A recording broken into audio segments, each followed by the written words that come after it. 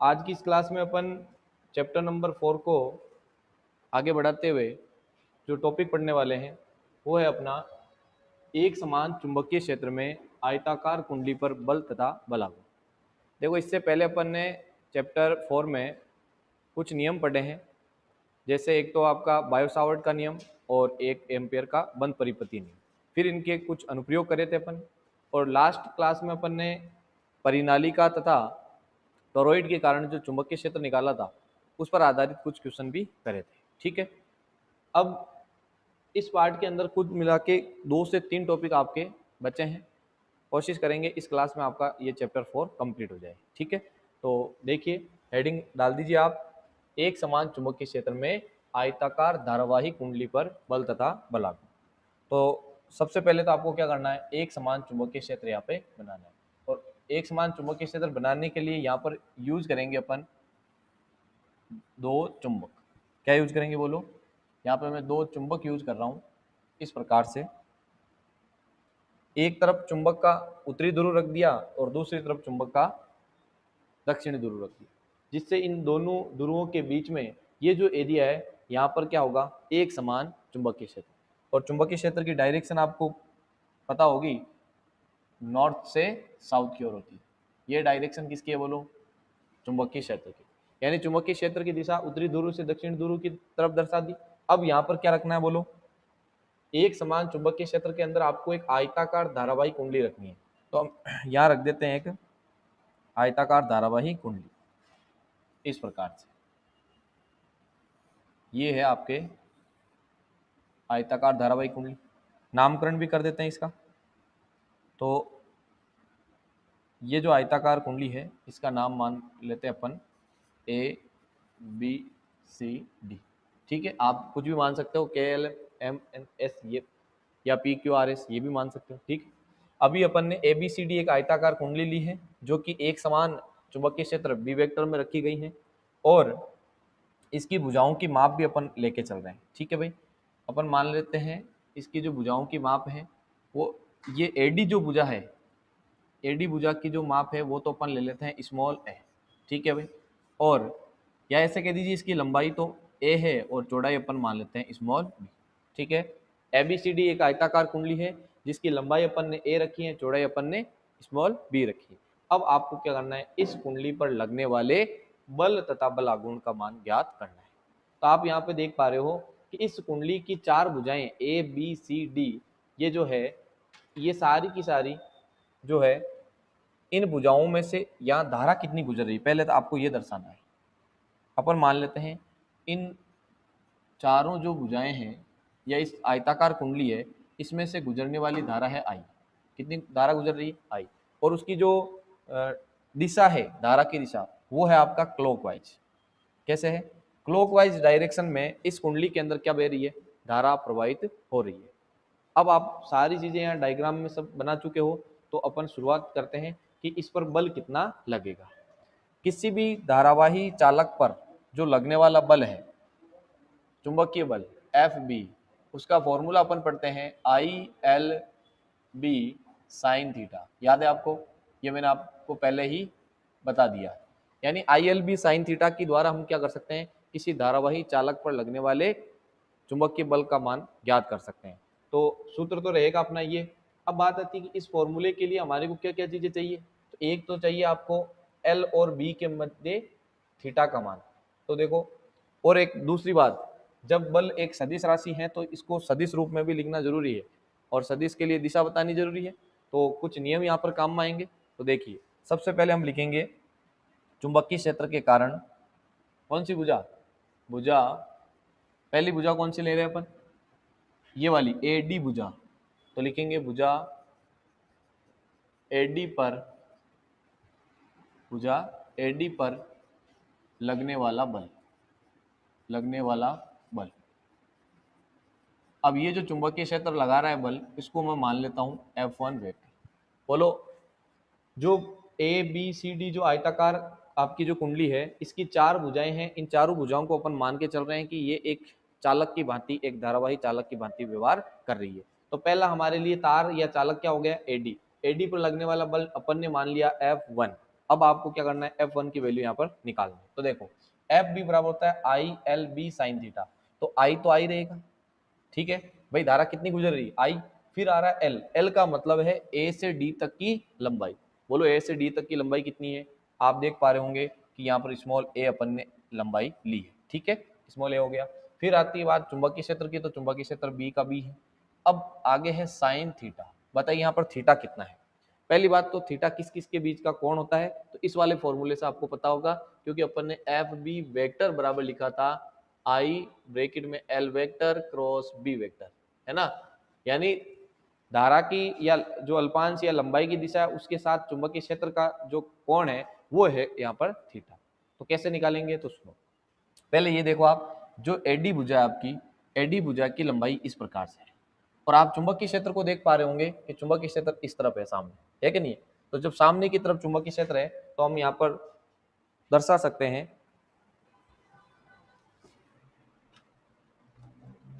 देखिए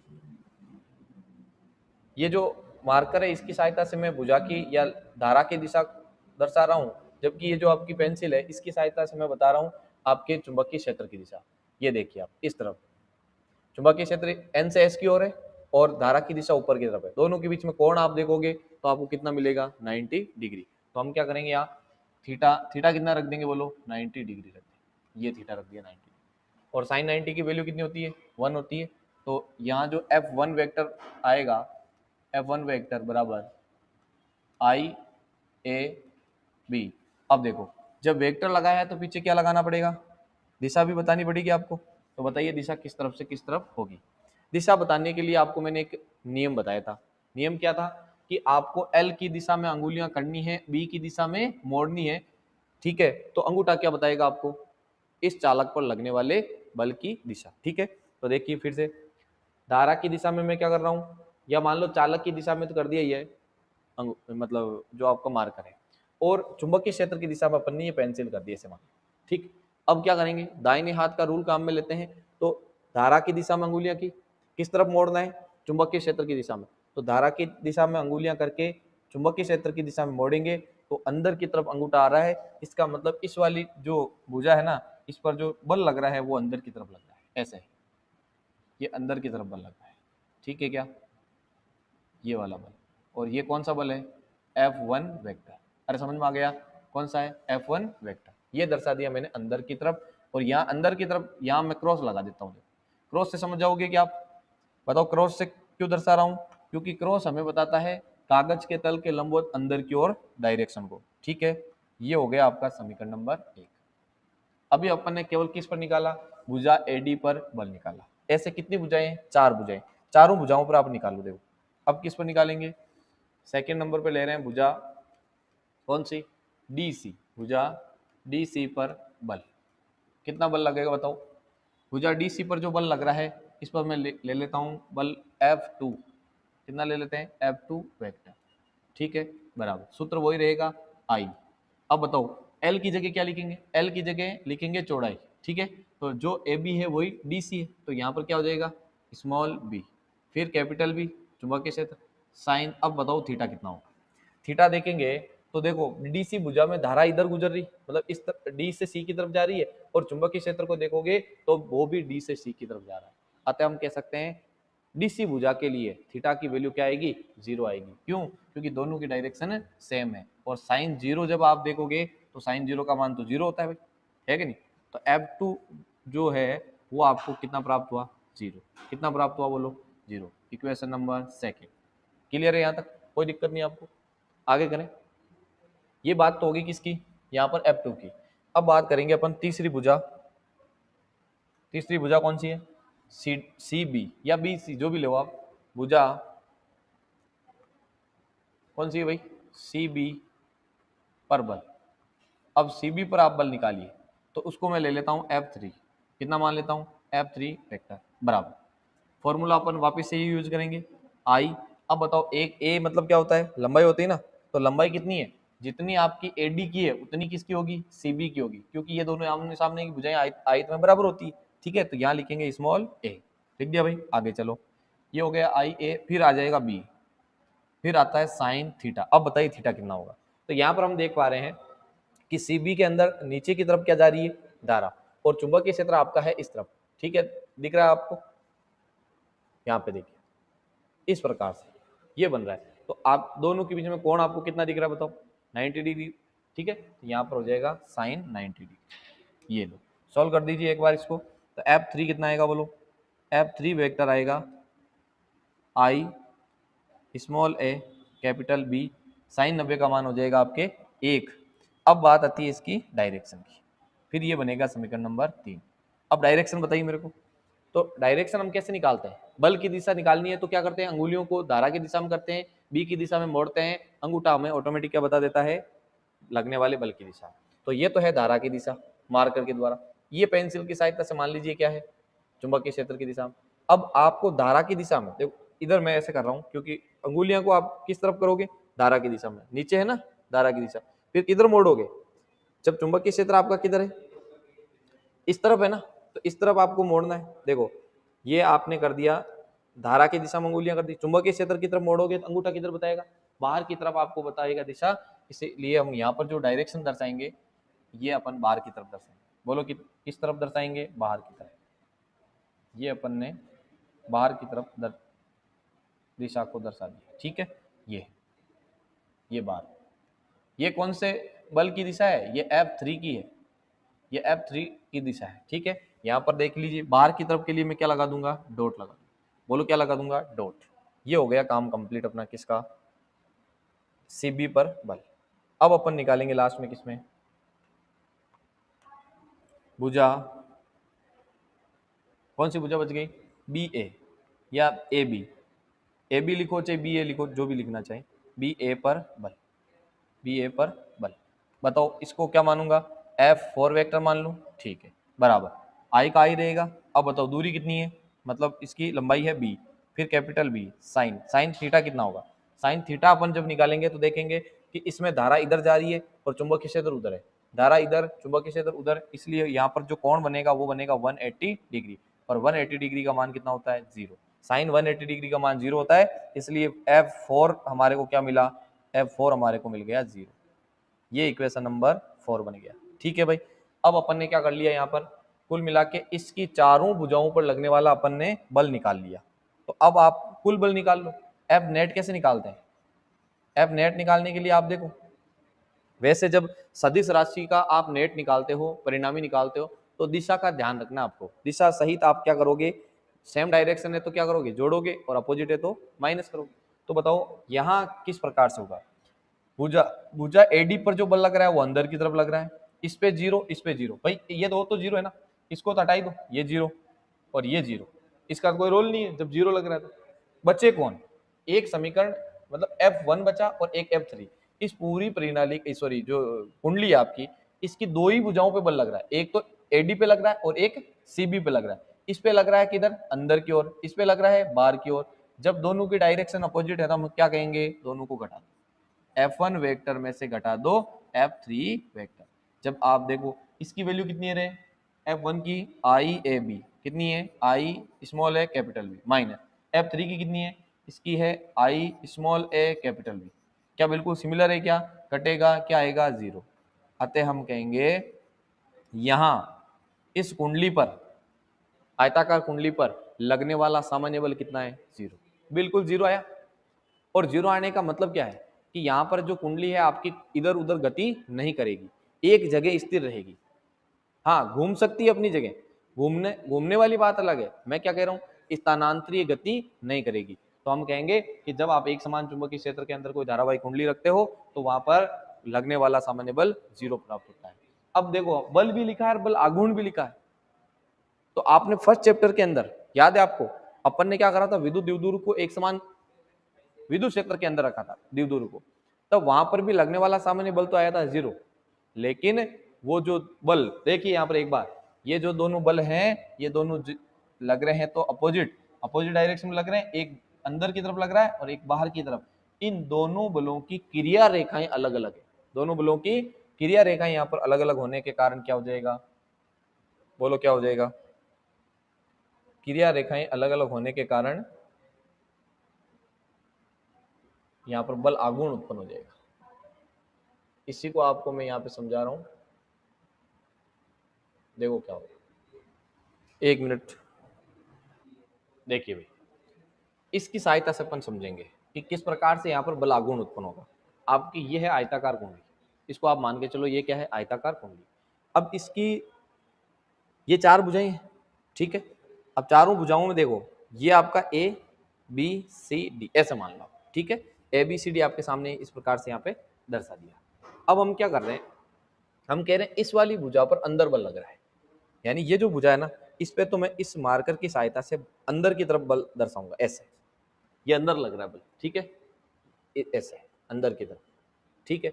और इस दूसरी वाली जो देखो, यहाँ इस पे तो 0 लग रहा है, तो इस सीबी पर कितना लग रहा है, सीबी पर लग रहा है बाहर की तरफ, ऐसे ये कंडीशन बन रही है। कुल मिला के आपकी जो कंडीशन बनी ये, इस वाली भुजा पर अंदर, इस वाली भुजा पर बाहर। अब क्या होगा, अब जब सामान्य बल निकालेंगे तब तो कुल मिला के 0 आएगा, क्योंकि जितना अंदर लग रहा है उतना बाहर लग रहा है, तो 0 हो गया कट के। इन दोनों पे पहले से ही 0, लेकिन इन दोनों बलों की क्रिया रेखाएं देखेंगे, यानी कि ये इसको अंदर खींच रहा है, ये इसको बाहर, तो ये क्या होगा, ये आपकी जो धारावाहिक कुंडली है वो इस प्रकार से घूमेगी, अपने अक्ष पे इस प्रकार से घूमेगी। अरे घूमेगी कि नहीं घूमेगी ये बताओ आप कुछ सोचो, इसको ऊपर से देखो, आप ऊपर से देखने पर आपको और अच्छा समझ में आएगा। ये ऐसे ऐसे बल लग रहे हैं, यानी हम कह रहे हैं इस वाले भुजा पर तो ऊपर की तरफ खींच रहा है इसको, ये खींच रहा है नीचे, तो ये ऐसे घूमेगी कि नहीं घूमेगी।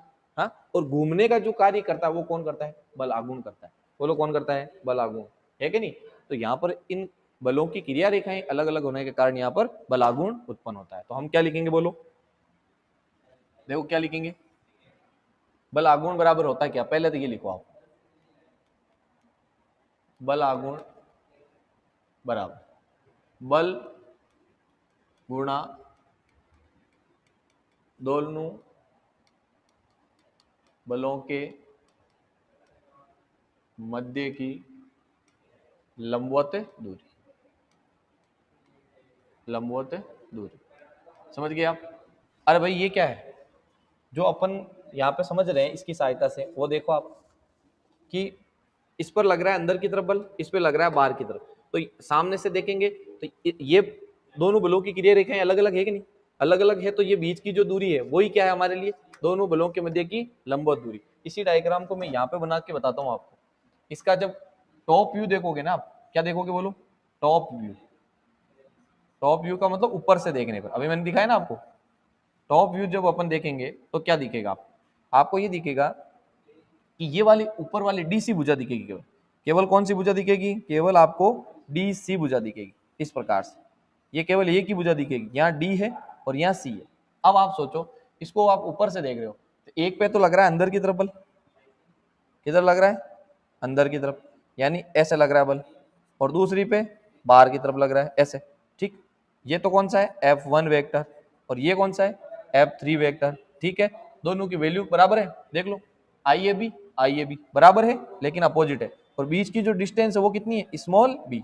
ये है आपके दोनों बलों के मध्य की क्रिया रेखाओं के मध्य की लंबवत दूरी। अब आप इस फॉर्मूले को आसानी से लगा सकते हो, अप्लाई कर सकते हो, कैसे, तो देखो बल आघूर्ण टो होता है, टो बराबर क्या लिखेंगे बोलो, टो बराबर हो जाएगा बल, बल आप चाहे F1 ले लो चाहे F3 ले लो, दोनों एक ही बात, इनटू दोनों बलों के मध्य की क्रिया रेखा के, दोनों बलों की क्रिया रेखाओं के मध्य की लंबवत दूरी है DC, बोलो क्या है, DC। अब आप आसानी से यहाँ पर रख सकते हो सारे, F की वैल्यू कितनी है, I small A capital B, यही तो रखूंगा, इनटू DC की वैल्यू दे रखी है स्मॉल बी। अब आप लिखोगे टॉप बराबर आई, इस छोटे वाले और बड़े वाले ए को साथ में रखो, सॉरी छोटा ए और छोटा बी इनको साथ में रख दिया और बड़ा बी को अलग रख दिया। अब छोटा ए और छोटा बी है क्या, आप देखो, छोटा ए है आयताकार कुंडली की लंबाई, छोटा बी है चौड़ाई। हम कहते हैं लंबाई गुणा चौड़ाई क्या होता है, बोलो, अरे लंबाई गुणा चौड़ाई क्या होता है, क्षेत्रफल होता है। आयताकार, आयत का क्षेत्रफल पढ़ा होगा आपने, क्या होता है, लंबाई गुणा चौड़ाई। तो जो फाइनल फॉर्मूला यहाँ पर हमारे को मिलेगा वो मिलेगा टो बराबर आई, ये हो जाएगा कैपिटल ए, और साथ में जब आपकी आयताकार धारावाहिक कुंडली एक समान चुंबकीय क्षेत्र में रखी हुई होती है तो उस पर सामान्य बल तो 0 लगता है, सामान्य बल तो क्या लगेगा, 0, इसलिए इधर उधर पूरी गति नहीं करेगी, लेकिन अपने अक्ष पर घूमती है, क्योंकि इस पर क्या काम करता है, बल आघूर्ण यहाँ पर जरूर काम करता है, ठीक है। कितना करेगा ये, अब बताओ, आयताकार धारावाहिक कुंडली ली, हो सकता है आपने एक फेरे वाली कुंडली ली, और कभी कभार हो सकता है आपने बहुत सारे फेरे वाली कुंडली ली, तो यदि n फेरों की कुंडली हो, कितने n फेरे हो ना कुंडली में, तो इसके आगे क्या लगा देना, n लगा देना, तो टो बराबर एन आई ए बी बन जाएगा। क्या बन जाएगा, टो बराबर एन आई ए बी।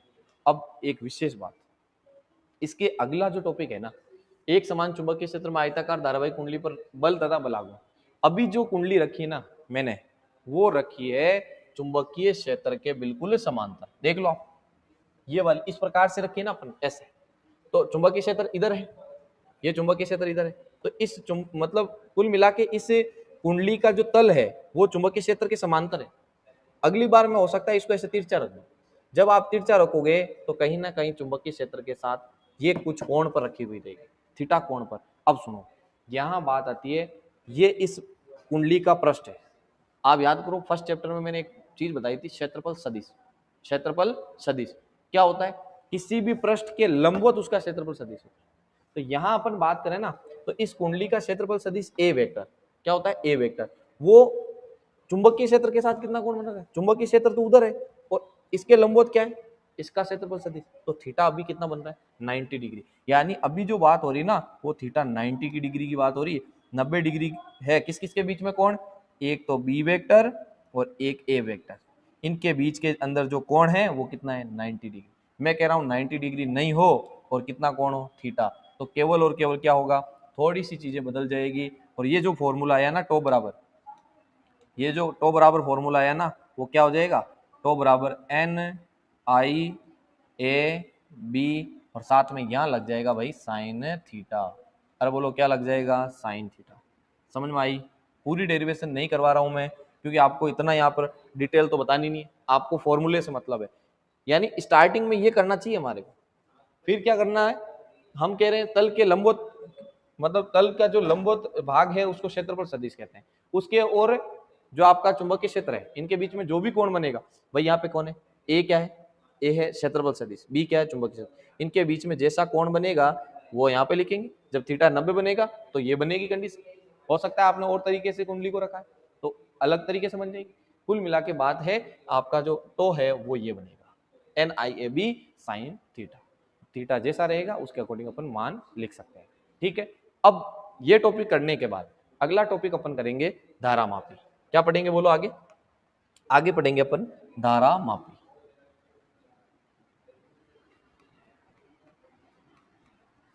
गेल्वेनोमीटर, और क्या बोलते हैं इसको, अरे क्या बोलेंगे, और गेल्वेनोमीटर, गेल्वेनोमीटर। ठीक है, ये अगला टॉपिक है।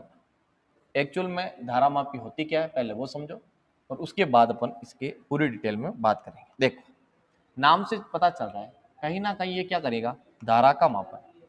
अरे क्या करेगा बोलो, धारा का मापन। एक तो ये धारा का मापन कर सकती,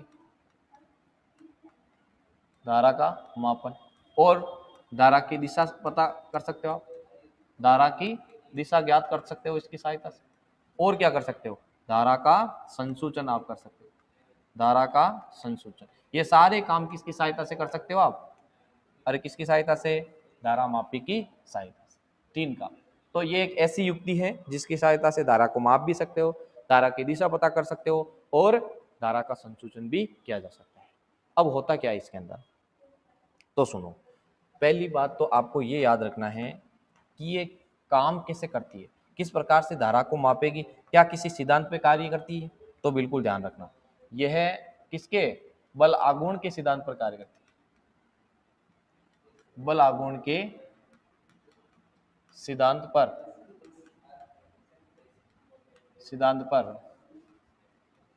कार्य करती है।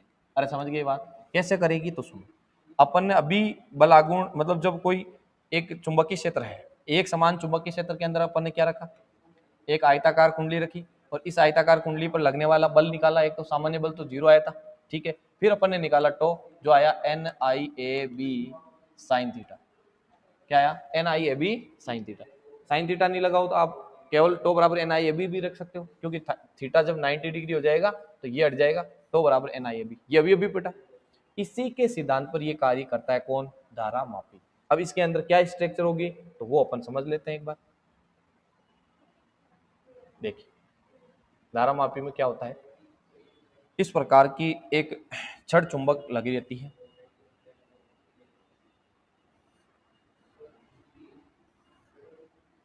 ऐसे, ठीक है, ये एन सिरा और ये एस। अब इस ये जो घोड़े की नाल के समान, ये दिख रहा है घोड़े की नाल के समान जो चुंबक रखी हुई है इसके अंदर, इस चुंबक के जो मध्य भाग में है यहाँ पे एक सिलेंडर रखा हुआ रहता है। क्या रखा रहता है? एक बेलनाकार सिलेंडर। ये बेलनाकार सिलेंडर, इस बेलनाकार सिलेंडर के ऊपर जैसे ऐसे मान लो आप, जैसे ये जो आपकी घोड़े की नाल के समान जो चुंबक है ना, वो मान लो इस प्रकार से, एक मिनट देखिए, ऐसे मान लीजिए आप ये दोनों है, ठीक है, इस प्रकार से ये जो आपको दिख रही है ना एन और एस, ये मेरे इस हाथ के समान इस प्रकार से रखी हुई है।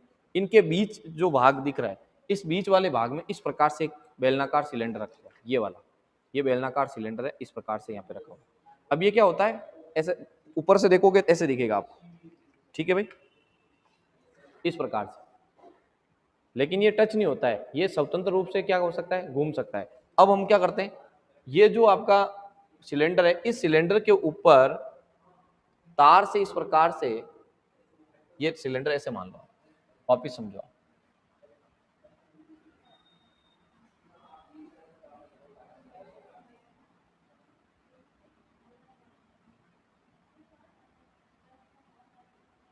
यहां ये सिलेंडर है ऐसे रखा हुआ, ये ठीक है, रख दिया। अब क्या होता है, इसके ऊपर तार से इस प्रकार से, तार को इस प्रकार से लपेटा हुआ रहता है, इस प्रकार से। ये बनाते हैं अपन आयताकार कुंडलियां। क्या बनाते हैं इसके ऊपर, आयताकार। जैसे ये है बेलनाकार, इस पे हम क्या करेंगे, ऐसे तार से, तार को लपेट देंगे। जैसे देखो यहाँ पर सीधा जा रहा है, फिर ऐसे आ रहा है, फिर ऐसे सीधा जा रहा है, फिर ऐसे सीधा, तो ये क्या बनी, एक ये एक आयताकार कुंडली बनी है कि नहीं। ऐसे बहुत सारी आयताकार कुंडलियां यहाँ पर लपेटी हुई रहती है, ठीक है। इससे यह बनाया जाता है, तैयार किया जाता है। अब देखो ये जो यहाँ पर आप देखोगे तो ऊपर से देखने पर तो आपको ऐसे दिखेगा, ये इस प्रकार से। ये जो ऊपरी भाग पर आप देखोगे इस प्रकार से आपको दिखेगा कि जो आयताकार कुंडली है ना, उसके ऊपरी भाग, जो ऊपर वाली जो भुजाएं हैं वो आपको ऐसे दिखेगी। और एन से एस की तरफ क्या निकलता है आपको पता है, चुंबकीय बल रेखाएं निकलती, ये चुंबकीय बल रेखाएं एन से एस की ओर यहाँ पे जा रही। अब इसको आप कहोगे कि सर इसको इस सीधा ही ले लेते, एन और एस को ऐसे बिल्कुल इस फ्लैट वाला पहले लिया वैसे ही ले लेते। ऐसे तिरछा लेने के कारण क्या है, इसलिए लिया जाता है ताकि हमेशा थीटा क्या बना रहे, 90 डिग्री। कैसे बना रहे, देखो जब जैसे अपन क्या कहते हैं, थीटा किसके बीच का कोण होता है, तो बराबर होता है N I A B sine theta, यही पढ़ा अपन। तो सुनो, ए और बी के बीच का होता है ना, तो ए और बी के बीच में हमेशा 90 डिग्री कैसे बनेगा, तो आप सोचो ये जो कुंडलियां हैं वो इस प्रकार से रखी हुई, ठीक, और इसका क्षेत्रफल सदिश ऐसे है। अभी जब ये कुंडली ये वाली काम आ रही है तो ये क्या करते हैं, जैसे इसका क्षेत्रफल से इधर, तो इस दौरान ये वाला जो चुंबकीय क्षेत्र है ना ये काम में आता है। तब देखो क्षेत्रफल सदिश ऐसे है, ये क्षेत्रफल सदिश, और आपका जो चुंबकीय क्षेत्र है वो इस तरफ है, तो थीटा 90 डिग्री बने। ये थोड़ी देर घूमने के बाद मान लो ऐसे हो जाएगा, ऐसे होने पर क्या होगा, इधर वाला जो चुंबकीय क्षेत्र है वो काम करने लगेगा, तो ये हुआ क्षेत्रफल सदिश, और ये क्या हो जाएगा, चुंबकीय क्षेत्र। फिर भी क्या रहेगा, ऑलवेज 90 डिग्री यहाँ पर बना रहता है। थीटा 90 डिग्री हो, इसलिए यहाँ पर ये घोड़े की नाल के समान क्या ली जाती है, चुंबक ली जाती है। और फिर क्या करते हैं, जब इस कुंडली के अंदर, इन कुंडलियों के अंदर धारा प्रवाह करवाया जाता है तो इनके अंदर क्या उत्पन्न होता है, बलागुण उत्पन्न होता है। और वो बलागुण क्या होता है, तो बराबर N I A B sine theta, theta यहाँ पर 90 डिग्री हो जाता है। तो जो बलागुण उत्पन्न हुआ, कुंडली को क्या कर रहे हैं, धारा प्रवाहित करवाने पर जो बलागुण उत्पन्न होगा वो होगा टो बराबर एन आई ए बी, ठीक है। साइन थीटा यहाँ पर हट जाता है क्योंकि यहाँ 90 डिग्री ऑलवेज थीटा बना रहता है, ठीक है। ये तो हो गया समीकरण नंबर 1। अब सुनो इसकी डेरिवेशन भी साथ में करवा दो। अब क्या होता है, यहाँ एक बीच में एक पॉइंट रहता है, इस पॉइंट के ऊपर देखना क्या चीज है, यहाँ इस प्रकार से एक स्प्रिंग लगी रहती है। ये स्प्रिंग लगी हुई, इस स्प्रिंग का ऊपरी भाग कहाँ जाता है, वो आप देखते हो ना गैल्वेनोमीटर के यहाँ पर, यहाँ 0 लिखा रहेगा, यहाँ 1 2 3 यहाँ 5 ऐसे 1 2 3 ऐसे। तो ये जो कांटा अपन क्या कहते हैं, उसको कांटा कहते हैं कि कांटा कितना इधर उधर ऊपर जा रहा है, उसी से अपन मापन करते हैं ना। जैसे भाई गाड़ी चलाते हैं, गाड़ी में ओडोमीटर वो लगा रहता है रेस वाला कांटा, तो वो जितना चढ़ता है अपन कहते हैं 40 पे चल रही है, 60 पे चल रही है, वैसे ये है गैल्वेनोमीटर करेगा क्या, धारा मापेगा। तो इसके अंदर अपन धारा प्रवाह कराएंगे तो बल आघूर्ण उत्पन्न होगा, बल आघूर्ण के कारण ये घूमेगी अपने, तो बल आघूर्ण के कारण क्या होगी, घूमेगी, घूमने पर ऊपर लगी हुई स्प्रिंग के अंदर भी क्या होगा, ऐंठन उत्पन्न होगा। और ऐंठन का मतलब क्या होता है, जैसे आप एक रस्सी है, रस्सी को अपन गांठ लगाते हैं तो क्या हो जाता है, गांठ बन जाती है ना। अरे जब उसको घुमाते जाएंगे एक ही साइड, हाँ, तो क्या हो जाएगा, गांठ उत्पन्न हो जाएगी, यानी ऐंठन उत्पन्न होना, उसको क्या कहते हैं, ऐंठन उत्पन्न होगी। तो जो तो ऐंठन है, सेकंड वाला क्या चलेगा इसके साथ में, तो ऐंठन, ये किसकी वजह से, जो ऊपर स्प्रिंग है उसमें, ये किसके समानुपाती होता है, ये होता है जितना ज्यादा ऐंठन उत्पन्न होगा उस स्प्रिंग में, वो स्प्रिंग घूमते घूमते बिल्कुल क्या हो जाएगी, बिल्कुल, मान लो जैसे अपन किसी स्प्रिंग को ऐसे घुमाते हैं जो पेन के अंदर वगैरह आती है, तो वो घूमते घूमते क्या हो जाती है, एक कंडीशन ऐसी आती है कि फिर वो पूरी एक साथ मुड़ेगी। जब ये एक साथ मुड़ेगी तो ऊपर वाला कांटा भी फिर वो कुछ ना कुछ विक्षेप उसमें आएगा। ठीक है, तो यहाँ बात हो रही है कि ये टो एंटन है वो फाई, फाई का मतलब है कितना विक्षेप आया, ये क्या है, विक्षेप। अरे बोलो ये क्या है, विक्षेप है, विक्षेप के समानुपाती होता है। तो जब अपन यहाँ पर टो एंटन बराबर बराबर का चिन्ह करेंगे तो यहाँ क्या नियतांक आ जाएगा, के फाई, ये हो जाएगा टो एंटन, ये इक्वेशन नंबर सेकंड। ठीक है, अब देखिए आप, अब कंडीशन क्या बनेगी, नीचे से आपकी क्या घूम रही, ये कुंडली घूम रही, ये कुंडली है वो इस प्रकार से घूम रही है, इसके ऊपर क्या लगी हुई स्प्रिंग, ये घूमते घूमते स्प्रिंग के अंदर फुल एंटन उत्पन्न हो गया। एक कंडीशन ऐसे आएगी कि अब ये इस स्प्रिंग में ज्यादा एंटन उत्पन्न नहीं हो सकता, एक स्थिति जिसे हम कहते हैं साम्य की स्थिति। साम्य अवस्था के दौरान क्या होगा, जैसे ही साम्य स्थिति बनेगी, साम्य स्थिति के दौरान क्या होगा, ये जो आपका टो है, कौन सा, ये वाला टो, वो बराबर हो जाएगा टो एंटन के। जैसे टो एंटन के बराबर होगा तो समीकरण 1 व 2 से मान लिखेंगे अपन,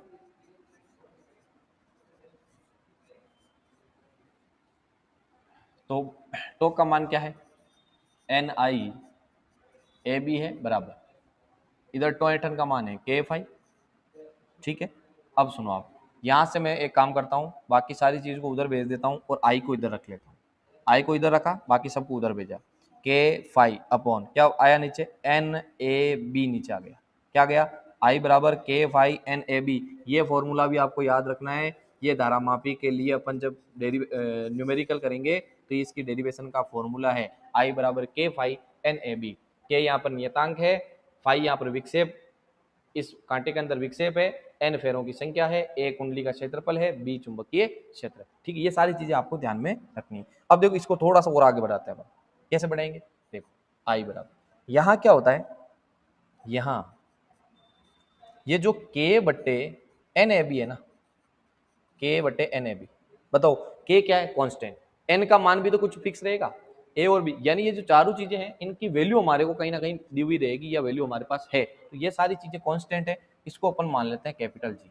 अरे बोलो क्या माना जाता है, ये चारों चीजें जो कांस्टेंट है इनको मिला के क्या मान लेते हैं, कैपिटल जी। तो जो फाइनल फॉर्मूला अपने पास बनेगा वो क्या बनेगा, देखिए यहाँ आई बराबर इसको क्या कर दिया पूरे को, के बटे एन ए बी को जी, क्या कर दिया जी, और साथ में क्या है फाई। अब ये काम कर दो, ये जी क्या है, ये है धारामापी का नियतांक, क्या है, धारामापी का नियतांक है, तो इस नियतांक को हटाएंगे तो बताओ आई किसके समानुपाती बनेगा, फाई के, आई किसके समानुपाती बनेगा, फाई के। अतः हम कहेंगे कि जितनी ज्यादा धारामापी के अंदर प्रवाहित होगी उतना ही ज्यादा विक्षेप बताएगा। सही बात है, जितना ज्यादा विक्षेप होगा हम कहेंगे धारा उतनी ज्यादा। भाई आप जितनी गाड़ी स्पीड से चलाओगे वो कांटा उतना ही ज्यादा ऊपर चढ़ेगा, 70 मतलब स्पीड बढ़ाओगे 70 80 90 ऐसे चलेगा। ठीक है, यहाँ पर भी वही बात है, तो आई समानुपाती होता है किसके, फाई के। हम कहेंगे जितनी धारा आप प्रवाहित मतलब इसको दोगे वो धारा किसके, कांटे के विक्षेप के समानुपाती होता है। ये हो गया आपका धारा माप। अरे समझ में आ गई बात, हो गया क्लियर, इजी है बिल्कुल। आगे चलते हैं, अब अपन बात करते हैं यहाँ पर धारामापी की सुग्राह्यता, धारामापी की सुग्राह्यता। सुग्राह्यता का मतलब यह है कि कोई मतलब सेंसिटिविटी ऑफ गैल्वेनोमीटर। सेंसिटिविटी को मतलब ये हो गया कि ये कितनी कम धारा को भी आसानी से माप सकता है, कौन, धारामापी। कम से कम धारा को ये मापना ये क्या कहलाता है, उसकी सुग्राहिता कहलाता है। ठीक है, तो धारा सुग्राहिता मतलब जो धारामापी की सुग्राहिता है वो तो दो प्रकार की होती है। कितने प्रकार की होती है, दो प्रकार की। एक होती है आपके धारा सुग्राहिता और दूसरी होती है वोल्टता सुग्राहिता। दूसरी होती है आपके वोल्टता सुग्राहिता। ठीक है क्या, अब सुनो, इसको लिखेंगे अपन आई एस से सेंसिटिविटी, मतलब कौन सी, इलेक्ट्रिसिटी वाली, करंट वाली। और ये वोल्टेज वाली सुग्राहिता है तो इसको किससे लिख देंगे, वी एस से। ठीक है, आगे सुनो, हम इसकी डेफिनेशन कैसे बनाएंगे, इसका फॉर्मूला कैसे बनाएंगे, तो देखिए धारा सुग्राहिता का मतलब यह है, हम ये मान लेते हैं कि जो आपका गैल्वेनोमीटर है वो, उसके अंदर अपन ने आई धारा प्रवाहित करें। आई धारा के कारण, आई धारा के कारण मान लो गैल्वेनोमीटर में विक्षेप कितना आया, फाई आया। आई धारा के कारण जो विक्षेप आया वो आया फाई। कितनी धारा, आई धारा। अब मैं कह रहा हूं आई धारा नहीं है मेरे पास, इकाई धारा के कारण, इकाई धारा के कारण विक्षेप, बोलो कितना आएगा, इकाई धारा के कारण जो विक्षेप आएगा वो आएगा फाई अपॉन आई। अरे बोलो क्या आएगा, ये बटे हुए में चली जाएगी ना भाई। हम वही बात, 5 रुपए में 20 चॉकलेट आ रही है तो 1 रुपए में कितनी आएगी, आप कहोगे सर 20 में 5 का भाग लगाओ 4 आएगी, भाग लगा दिया। तो आई धारा में तो विक्षेप फाई आ रहा, इकाई में कितना आएगा, आई का भाग लग जाएगा। और इकाई धारा के कारण उत्पन्न विक्षेप ही क्या कहलाता है, धारा सुग्राहिता। अरे बोलो इजी हुआ कि नहीं हुआ, परिभाषा बन गई। आई धारा के कारण फाई है, इकाई धारा में कारण उत्पन्न जो विक्षेप होता है वही कहलाता है धारा सुग्राहिता। अतः हम कहेंगे आई एस बराबर बन जाएगा फाई बट्टे आई। क्या बन जाएगा, आई एस बराबर फाई बट्टे आई। इस आई का मान चाहो तो आप ये वाला रख सकते हो बिल्कुल। तो आई एस का फॉर्मूला और आपके क्या बन जाएगा, तो देखिए फाइनल जो फॉर्मूला बनेगा वो लिख देता हूं मैं। आई एस बराबर, ऊपर क्या है फाई, ऊपर क्या है फाई, आ जाओ नीचे, फिर क्या है फाई, नीचे आई की जगह, आई की जगह लिखेंगे के फाई बट्टे एन ए बी, नीचे रखेंगे के फाई, बट्टे वाला एन ए बी ऊपर जाएगा तो एन ए बी ऊपर चला जाएगा और फाई से फाई कट जाएगा। तो बताओ आई एस बराबर क्या बचा, अब लगा देंगे ब्रैकेट अपन, फाइनल जो फॉर्मूला आएगा उसके, आई एस बराबर आपका बनेगा एन ए बी बटे के, एन ए बी बटे के। अरे बोलो समझ में आया कि नहीं आया, ईजी है। ठीक है, आगे चलते हैं। अब बात करते हैं वोल्टता सुग्राहिता। तो सेम टू सेम वही बात, यहाँ आई धारा के कारण विक्षेप तो यहाँ लिखेंगे वी वोल्टेज के कारण,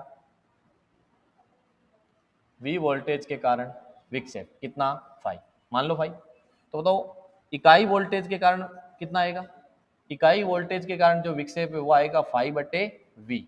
सही है ना, ये वी नीचे चला जाएगा।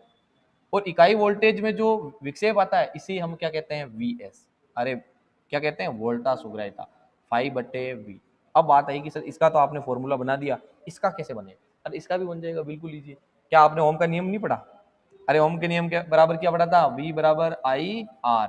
तो एक काम कर दो आप, यहाँ वी एस बराबर फाई बटे वी की जगह लिख दो आई इंटू आर। लेकिन ध्यान रखना यहाँ क्या लिखोगे, आई एस आर एस। ये कौन सा काम में आएगा, आई एस, सॉरी आई लिख देना आप, तो ये आई इंटू आर, ये आई तो यहाँ पर मेरे पास है ऑलरेडी, ये रहा। ठीक है, आर वोल्ट किसका, गैल्वेनोमीटर का, तो आर जी लिख देना। मैं यहाँ पे एक बार रख के बता देता हूँ आपको मान कैसे होगा। देखो फाई बट्टे, इस आई का मान लिखेंगे के फाई बट्टे N A B, N A B ऊपर जाएगा, बटे वाला एन ए बी ऊपर चला जाएगा और साथ में गुणा में कौन है, आर।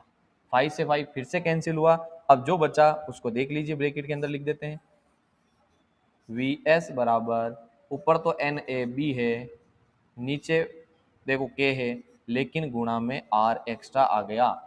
किसकी वजह से आया बताओ, ये आया वोल्टा सुग्राहिता के कारण, V बराबर आई आर के कारण या आर एक्स्ट्रा आ जाता है। बोलो सुग्राहिता दोनों प्रकार की कंप्लीट है आपके। इकाई धारा के कारण विक्षेप को हम कहते हैं धारा सुग्राहिता, और इकाई वोल्टेज के कारण जो विक्षेप है वो हो जाएगा वोल्टा सुग्राहिता। और आया कि नहीं है समझ में, बिल्कुल ईजी है। चलते हैं आगे, ये तो बात हो गई धारामापी की सुग्राहिता की। अब अपन बात करते हैं कि धारामापी को किस प्रकार एमीटर में बदलोगे और किस प्रकार इसको वोल्टमीटर में बदलोगे। तो धारामापी का रूपांतरण क्या पढ़ेंगे, अगली हेडिंग क्या लगाएंगे, धारामापी का रूपांतरण किस किस में, दो चीजों में अपन रूपांतरण करेंगे। इजी है बिल्कुल, सही से समझ लेना भाई, ठीक है। तो देखो सबसे पहला धारामापी का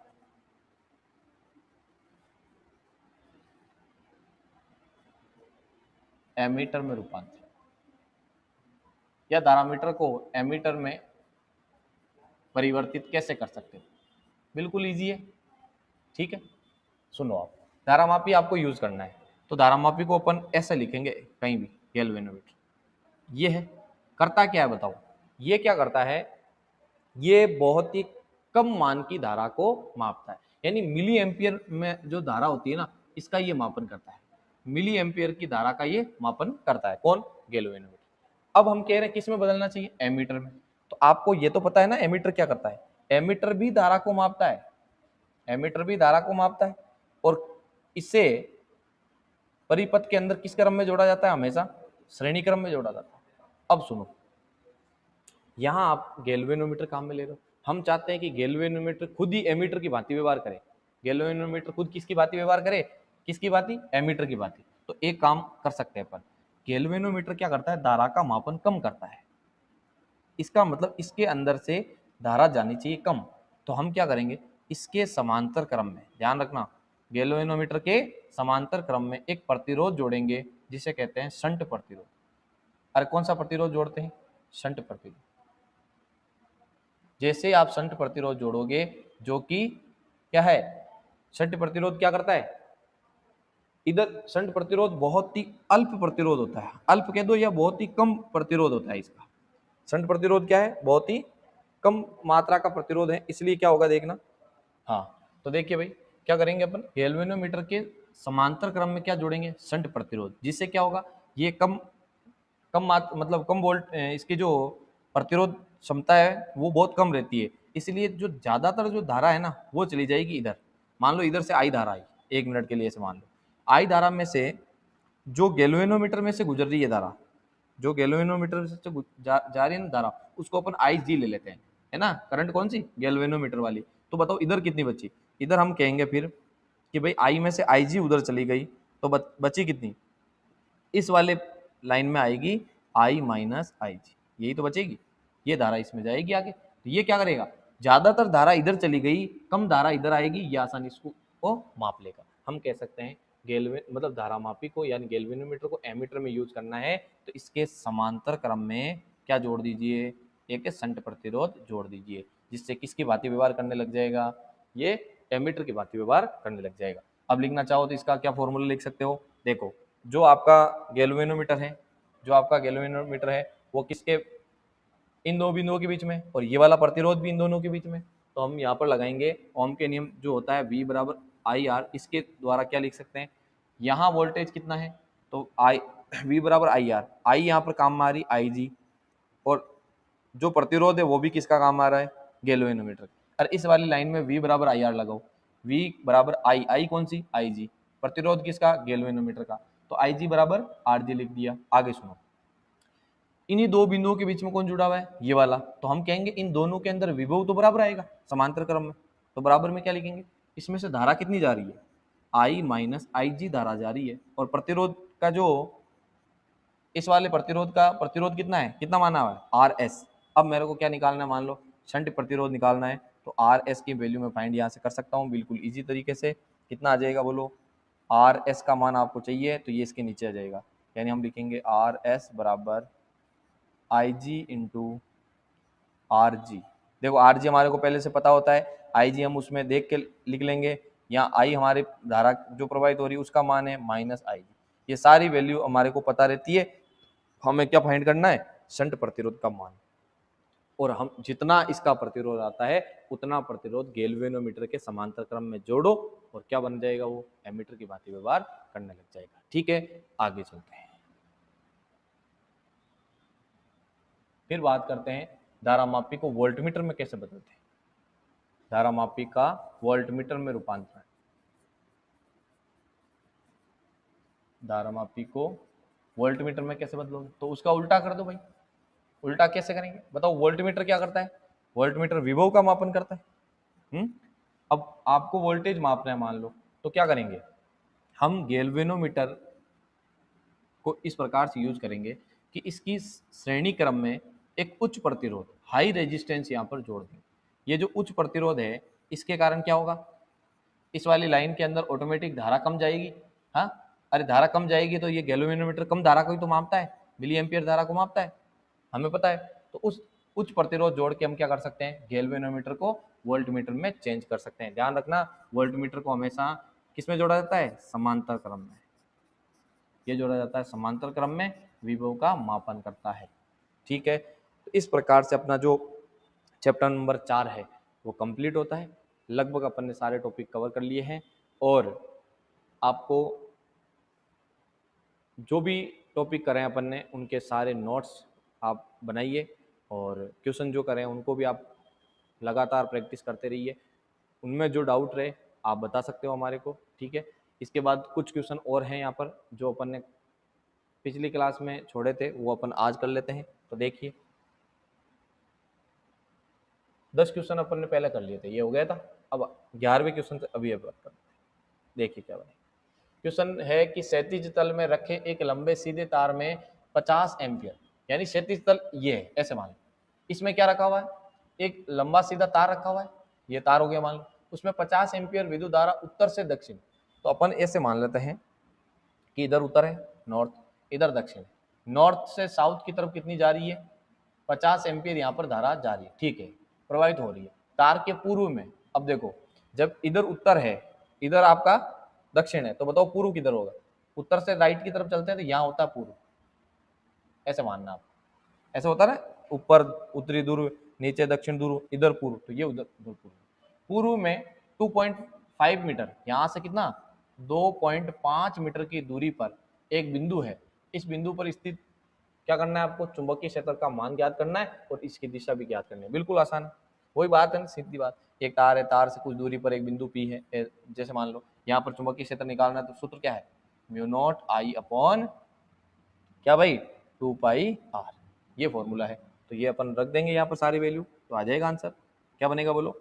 बी बराबर म्यू नॉट का मान होता है 4 पाई इंटू 10⁻⁻7 इंटू, फिर आई है, आई कितना दे रखा है? 50 एम्पियर दे रखा है। आ जाओ नीचे, 2 पाई है जैसे रख देना, इंटू आर की कितनी वैल्यू दे रखी है? 2.5 मीटर। ठीक है, कितना है? 2.5 मीटर। अब सोल्व कर लो आप। सोल्व करेंगे तो देखो क्या होगा, यहाँ से पॉइंट हटाऊंगा तो एक जीरो और लग जाएगा। ठीक है, पाई से पाई कटेगा, 2 से 4 कटेगा 2 बार, 25 से देखना, 25 से ये कितनी बार कटेगा? 20 बार। कितनी बार कटेगा? 20 बार। फिर ये 2 दूना कितना हो जाएगा? 4, 2 दूना तो हो जाएगा 4, लेकिन ये जीरो इससे कम हो जाएगा, तो 10 की घात कितना बचेगा? -6 और टेस्ला। ये तो हुआ इसका परिमाण। अभी दिशा भी पूछा है। दिशा बताने के लिए हम क्या करेंगे, वापिस से सुनो आप। तार को किधर से किधर मानो? उत्तर से दक्षिण। तो मैं यहाँ पर ऐसे मान लेता हूँ, इधर है उत्तर, इधर है दक्षिण, यानी ये तार इस प्रकार से, ये तार है ऐसा। अब इस तार से पूर्व दिशा में, पूर्व दिशा किधर है? इधर है। यहाँ से कुछ दूरी इधर एक पॉइंट है, इस पॉइंट पर आपको क्या निकालना है? चुंबकीय क्षेत्र की दिशा। तो मैंने आपको एक नियम बताया था, चुंबकीय क्षेत्र की दिशा ज्ञात करनी है। आपके पास धारा की दिशा तो है ना, इधर है उत्तर से दक्षिण, उत्तर से दक्षिण मतलब इस डायरेक्शन में आपकी धारा जा रही है। तो आप एक काम करो ना, धारा की दिशा में क्या करो, धारा की दिशा में आप अंगूठा करके और निकालना क्या आपको? इसकी दूरी पर चुंबकीय क्षेत्र। तो अपन ने एक दाएं हाथ की हथेली का नियम पढ़ा था चुंबकीय क्षेत्र दिशा ज्ञात करने की। उसमें हम क्या करते हैं, अपनी जो चुंबकीय क्षेत्र की दिशा है उसके अंदर तो अपन क्या कर देते हैं, इस अंगूठे को उस तरफ कर देते हैं। ठीक है, और ये अंगूठा हो गया धारा की दिशा में, और अंगुलियों को किस तरफ करते हैं? उस बिंदु की तरफ जहां हमें क्या चाहिए? चुंबकीय क्षेत्र की दिशा। तो बिंदु इधर है पूर्व दिशा में, ये आपका तार है, इसमें धारा किधर से किधर जा रही है? उत्तर से दक्षिण। तो हम क्या करेंगे, अंगूठे को करेंगे धारा की दिशा में, अंगुलियों को करेंगे उस बिंदु की ओर, और हथेली अपन को ऊपर की ओर, यानी ये कहेंगे अपन, ये है जो तल के लंबवत ऊपर की ओर। डायरेक्शन किधर होगी? ये तल है, इस क्षैतिज तल के ऊपर की ओर क्या होगी बोलो? चुंबकीय क्षेत्र की दिशा। अरे क्लियर हुआ? ठीक है क्वेश्चन, आगे चलते हैं। क्वेश्चन नंबर 12 पढ़िए आप कि व्योमस्थ खींचे क्षैतिज बिजली के तार में 90 एम्पियर धारा है, पूर्व से पश्चिम की ओर प्रवाहित हो रही है। अब की बार इधर मान लेते हैं पूर्व, इधर मान लेते हैं आपकी तरफ पश्चिम। पूर्व से पश्चिम धारा प्रवाहित हो रही है, ठीक है। यहां पर भी लिख देता हूं मैं, ये पूर्व से पश्चिम की ओर एक तार है जिसमें धारा प्रवाहित हो रही है, और कितनी हो रही है भाई, आई बराबर दे रखा है 90 एम्पियर, और जो तार से दूरी दे रखी है वो है 1.5 मीटर। लगभग सिमिलर क्वेश्चन है भाई, कुछ भी नहीं करना, वही सेम फॉर्मूला लगेगा, सारी चीज़ें सेम बनेगी। Mu naught I upon 2 pi R, value रखेंगे 4 पाई इंटू 10⁻⁻7, आई का मान है 90 एम्पियर, फिर 2 पाई, फिर इंटू आर की वैल्यू 1.5, काट दीजिए, पाई से पाई, 2 से ये 2 बार, पॉइंट हटाएंगे 0 लग जाएगा, 15 1 जा 15, 15 6 जा 90, और फिर पीछे 0, एक 0 इससे कम हो जाएगा, ये हो जाएगा 6 दूने 12, भाई 6 2 जा 12 हो जाएगा, और 10 की पावर हो जाएगा -6 टेस्ला। ये तो इसके परिमाण की बात है, डायरेक्शन निकालनी है तो कैसे, भाई पूर्व से पश्चिम ऐसे है। अब क्या कह रहा है, तार के नीचे विद्युत धारा के कारण उत्पन्न विद्युत चुंबकीय क्षेत्र का परिमाण और दिशा, यानी ये ऐसे मान लो पूर्व से पश्चिम है ना, तो इधर पूर्व है, इधर आपकी तरफ पश्चिम है, यानी ऐसे आ रही है धारा, ठीक है। इस तार से कितना नीचे, 1.5 मीटर नीचे है। आपको बताना है कि डायरेक्शन किधर, चुंबकीय क्षेत्र की दिशा किधर होगी। तो आप ऐसे सोचो, ये आपकी तरफ धारा आ रही है, तो मैं अंगूठा आपकी तरफ करूंगा, नीचे की तरफ बिंदु है तो ये अंगुलियां नीचे करूंगा, ऐसे ऐसे ही तो होगी। तो हथेली इस तरफ आ रही है, ये डायरेक्शन कौन सी होगी, ये डायरेक्शन उत्तर की ओर है, तो हम लिखेंगे यहाँ उत्तर दिशा की ओर आपका चुंबकीय क्षेत्र होगा, ठीक है भाई। तो कुल मिला के अपन क्या कर सकते हैं, जब आपका थ्योरी डेरिवेशन और फॉर्मूले याद है, कंसेप्ट क्लियर है, तो कितने भी क्वेश्चन बना दो आप, एक ही टॉपिक से भले ही 100 क्वेश्चन बना दो। करना क्या है, फॉर्मूला वो का वही लगाना है, कैलकुलेशन आपको आती है, नहीं भी आती है तो आपको ये तो करनी ही पड़ेगी भाई, ठीक है, इतनी तो आपको जरूरी है, इसके बिना आपका काम नहीं चल सकता, ठीक है। आगे चलते हैं, देखिए क्वेश्चन नंबर आपका 13 देखिए कि एक तार है जिसमें 8 एम्पियर धारा प्रवाहित हो रही है, इतना एक समान चुंबकीय क्षेत्र में स्थित है, 30 डिग्री का कोण बना रहा है, इसके एकांक लंबाई पर लगने वाले बल का परिमाण क्या है। अब बात आई बल की, तो आपने F बराबर क्या पढ़ा बोलो, F बराबर पढ़ा IL/B sin थीटा, सूत्र याद है तो बिल्कुल सीधा सीधा ही हो जाएगा आपके, ठीक है। देखो कैसे F निकालना है आपको, I कितना है 8, एकांक लंबाई का मतलब 1 मीटर मान लो, चुंबकीय क्षेत्र कितना है 0.15 इंटू कोण कितना बना रहे हैं 30 डिग्री, तो ये लिख दो साइन 30, सारी वैल्यू तो है आपके पास, 8 इंटू इसका पॉइंट हटा दो तो हो जाएगा 15/100, है कि नहीं, फिर इंटू साइन 30 का मान कितना होता है 1/2, काट दीजिए आप जो कट रहा है, 2 से ये कितनी बार कट रहा है 4 बार, ठीक है, 4 से ये कितनी बार कट रहा है 25 बार, 5 से कितनी बार कट रहा है 3 बार, 5 से कटनी कितनी बार, तो कितना आएगा 3/5, सरल करेंगे तो 0 पॉइंट कितना हो जाएगा 6, 0.6 क्या निकालना है बल, तो आप न्यूटन लगा दो, और दिशा पूछिए तो एल से बी की तरफ डायरेक्ट, मतलब एल से बी की तरफ अंगुलियां घुमाओ, अंगूठा आपको बल की दिशा बता दे। तो ऐसे बहुत सारे अपन क्वेश्चन आसानी से कर सकते हैं, कब, जब आपको फॉर्मूले याद हो, वैसे कंसेप्ट आपके क्लियर हो, ठीक है भाई। अब लगभग आपका चैप्टर खत्म हो ही गया, तो अगली क्लास में हम क्या करेंगे, इस पर आधारित पहले तो क्वेश्चन करेंगे, ठीक, और जो एग्जाम में आए हुए हैं और जो आने वाले हैं, ठीक है, संभावित क्वेश्चन और जो आए हुए हैं प्रीवियस पेपर में, तो ये करने के बाद अपन फिर चैप्टर नंबर 5 स्टार्ट कर देंगे, ठीक है भाई। तो लगातार आपको पढ़ते रहना है, और फर्स्ट टाइम में आपको एंट्रेंस क्लियर करना है, आगे नर्सिंग करनी है और एक बड़ा डॉक्टर बन के दिखाना है, ठीक है भाई। जय हिंद।